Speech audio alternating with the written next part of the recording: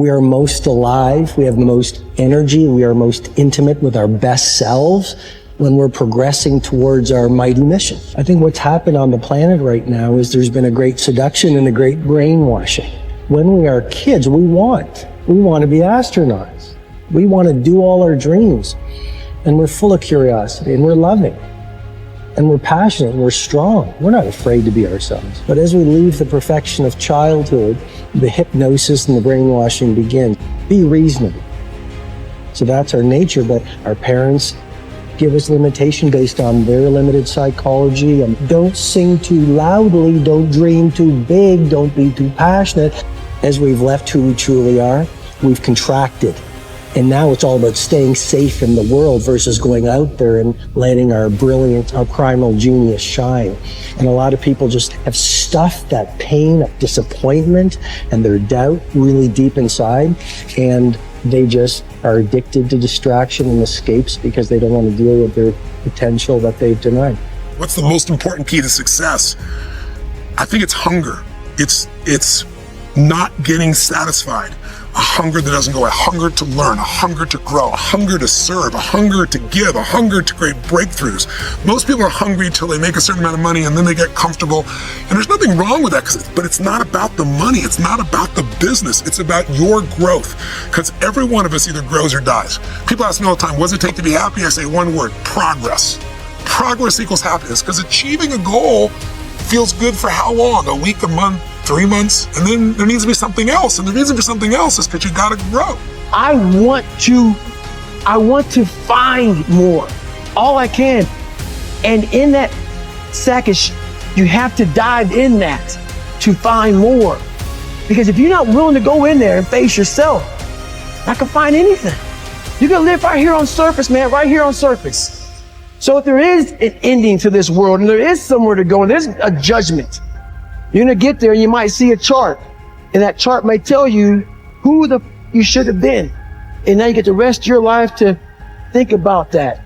Now I could live a much better life. I just would have just suffered a little bit more. Success is not going to show up at your front door and knock on it and say, here I am. It's not coming to look for you. In fact, success is not thinking about you. Success is already doing its job. You got to be willing to do your job. Each and every day that you are breathing in this world, each and every day that you are doing something in this world, you should be focusing on getting better, not worse. You should be understanding that, hey, I can't be this same person on a day in, day out type of way. I got to keep focusing and going further and going harder and going stronger and pushing myself till there's nothing else left to push forward. So now's the time for you to hit the gym of your life and start exercising your self-discipline muscle. No more talk, no more excuses. From this moment forward, it's all about massive execution. Will there be days that you don't feel like it? Yes. Will there be days that you want to stop? Yes. Will there be days that you want to give up? Yes. Will there be days that you want to quit? Yes. Listen to me. Quitting is never an option. We've all bought into a lie. We've bought into a lie that confidence is belief in self. And so when you're in a situation which is normal, where you don't believe in yourself, you're like, oh my God, I have no confidence. The truth is, and I want you to walk out of here with a new definition of confidence. Confidence is the willingness to try. Because when you try and you take action, what happens, and what's happened for France, is that when she sees herself taking action, what happens is she sees herself being the kind of person that takes action. So she has evidence that she can rely on herself. And that action is what builds confidence. It doesn't start with belief. The real way for most of us is not to wait to believe, but to push ourselves to act. And through the action, you will build the belief. We're built to walk uphill.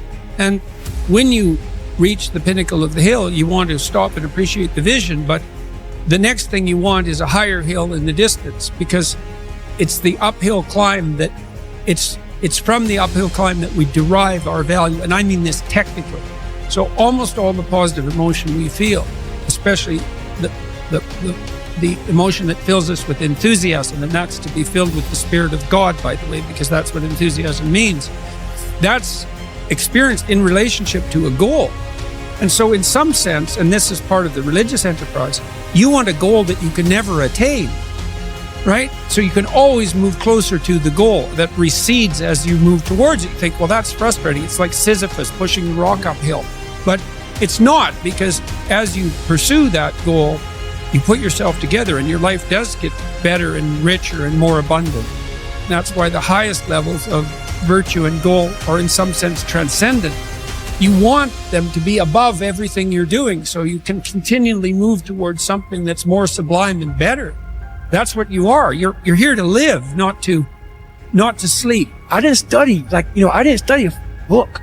I literally put myself in a fire repeatedly like a sword. You put a sword in a fire repeatedly and repeatedly. If you keep on doing that, you're going to get a nice sword. And then you keep on beating it. You got to beat the shit out of it. And that's what I am. Yeah. I became that. I said, okay, we can't quit. We got to figure out why you are this. Why are you this, man? What is wrong with you? What's going on here? So I kept on putting the sword back in the daggone fire, and I just beat it harder. And I beat it harder. Before I knew it, I started realizing, all right, man, the brain is starting to get hard. The brain is starting to get hard. I'm no longer a theorist. I'm now a practitioner. I put it in hell. I dissected it while it's in hell, because you can't dissect anything in a normal environment. You can't dissect anything in 72-degree weather. You must put it in the freezer and freeze the fuck out of it. And then you dissect it. Dissect it when it's miserable. Dissect the brain when all it's thinking about is, I need to get out of here, man. I want to get out of the freezer. Open the door.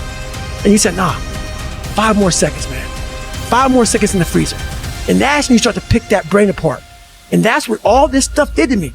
I kept on putting myself back into the freezer or the fire and beating the out of myself, mentally and physically. Before I knew it, this is what happened. Ralph Waldo Emerson believed that anyone who had put their heart and soul into their work and had done their very best could hold their head up high. Merely talking about it or only putting in a modicum of effort wasn't good enough in his mind. It was all or nothing. He believed that doing your best was an admirable quality, and that although you might not always be successful, knowing that you had done all you could was often all that mattered. At least you could look yourself in the eye. This ethos is central to many youth movements, such as the Scouts and Guides, and is a great philosophy for life in general. Indeed, doing your absolute best in everything you do is something that we should all aspire to, and it doesn't matter if it's at school, university, work, or home.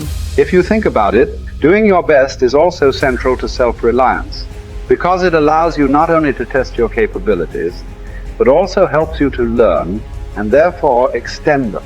It's only when you are at the edge of your ability that you can really test your mettle and see just how much you can depend on yourself.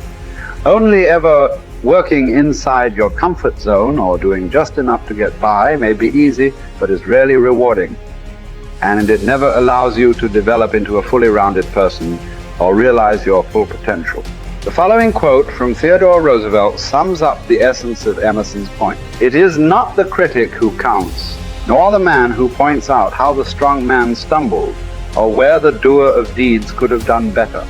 The credit belongs to the man who is actually in the arena, whose face is marred by dust and sweat and blood, who strives valiantly, who errs and comes up short again and again, who knows the great enthusiasms, the great devotions, and spends himself in a worthy cause, who at the best knows in the end triumph of high achievement, and who at worst, if he fails while daring greatly, so that his place shall never be with those cold and timid souls, who know neither defeat or victory.